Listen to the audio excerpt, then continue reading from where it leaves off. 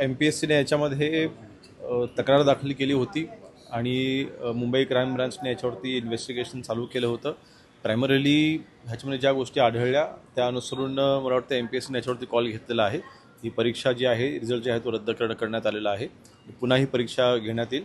अर्थातच ह्या गोष्टी घडायला नको आहेत. ट्रान्सपरन्सी ही परीक्षामध्ये असलीच पाहिजे, त्याबद्दल अजिबात दुमतच नाही. हे नेमकं कोणी केलेलं आहे, ह्याच्या मागची नेमकी कुठली टोळी आहे का, ही त्यांची पहिली वेळ आहे का, या अगोदर हे अशा पद्धतीने त्यांनी पेपरफुटी केलेल्या आहेत का, सगळे इन्व्हेस्टिगेट केलं जाईल आणि जे कोणी दोषी असेल त्यांच्यावरती कडक कारवाई ही केली जाईल. पण लव अँगल समोर येतोय आणि लव अँगलमधून हा पेपर फुटला असं बोललं जाते, कारण परीक्षार्थी ऋतुजा पाटील, तिचे वडील अमृत पाटील आणि पेपर फुटीतला सूत्रधार यालाही अटक झाली आहे.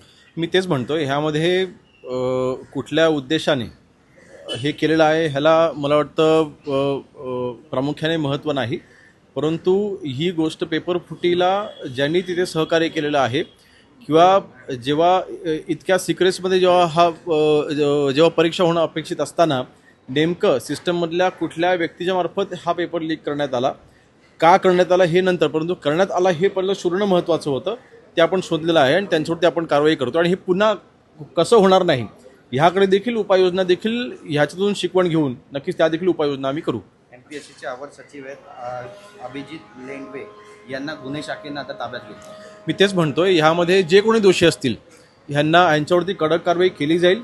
मागच्या जवळपास 1.25 वर्षापासून ह्या FDAच्या संदर्भात ही जी परीक्षा होती त्याची संपूर्ण तयारी, म्हणजे पहिली जाहिरात निघाल्यापासून ते ट्रेनिंगपासून ते अगदी इंटरव्ह्यूपर्यंत सगळं ही पूर्ण प्रोसेस झाल्याच्या नंतर आज हा प्रकार जेव्हा उघडकीस येतो, 1 वर्ष वाया गेलेलं आहे आणि हे नुकसान विद्यार्थ्यांचं नुकसान आपण आता ह्या माध्यमातून आपण टाळलेलं आहे, कारण आपण त्या परीक्षा रद्द केलेली आहे. परंतु डिपार्टमेंटमध्ये जे नुकसान होते ते वेगळं आहे, कारण आता 1 वर्ष पुन्हा करायचं, आता किती अवधी लागेल हे MPSCचे अधिकारी ते सांगू शकतील.